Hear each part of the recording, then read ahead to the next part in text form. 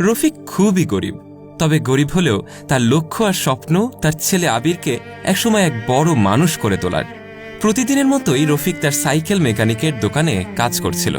ঠিক এমন সময় তার ছেলে আবির তার বাবাকে এসে বলে, বাবা, আমার কিছু টাকার প্রয়োজন। রফিক তখন তার ছেলে আবিরকে জিজ্ঞেস করে, কেন রে, তুমি টাকা দিয়ে কি করবা? আবির তখন তার বাবাকে বলে, আসলে বাবা, আমি একটা ক্যামেরা কিনতে চাই। রফিক এই কথায় প্রচণ্ড ক্ষেপে যায় এবং তার ছেলেকে বলতে লাগে, শোন আবির, আমি তোমাকে জন্য অনেক কষ্ট করি, আর তুমি এইসব বাজে খরচের কথা কইতেছ? যাও, এখান থেকে চলে যাও, এইসব ক্যামেরা দিয়ে তোমার কিচ্ছু হইব না। এই কথা শুনে আবির বেশ মন খারাপ করে দোকান থেকে কলেজে চলে যায়। দৃশ্যটা আবার আবিরের মা আড়াল থেকে দেখতে পায়।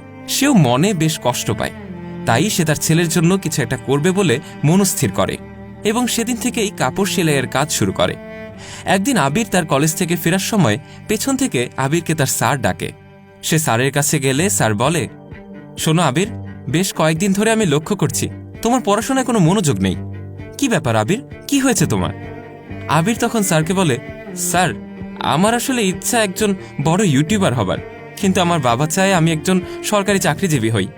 তখন আবিরের স্যার বলে ওঠে, একটা কথা শোনো আবির, তোমার লক্ষ্য যাই হোক না কেন, তুমি যদি মনোযোগ দিয়ে পড়াশোনা করো তাহলে তুমি তোমার লক্ষ্যে খুব তাড়াতাড়ি পৌঁছায় যাইতে পারবা। সেজন্য পড়াশোনায় কখনোই ফাঁকি দিও না। এই কথা বলে স্যার আবিরের কাছ থেকে চলে যায় এবং আবির স্যারের কথাটাই ভাবতে থাকে। আবির এর পর থেকে প্রতিদিনই মনোযোগ দিয়ে পড়াশোনা করে। এভাবেই সে একদিন পড়াশোনা করছিল।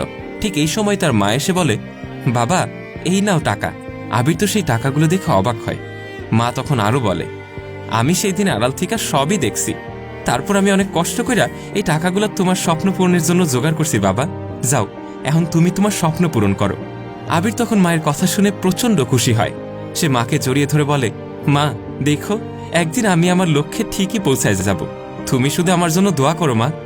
এরপর থেকে আবির মনোযোগ দিয়ে পড়াশোনা করে, পাশাপাশি অনেক চেষ্টা করে একজন ইউটিউবার হয়ে নিজেকে গড়ে তোলার।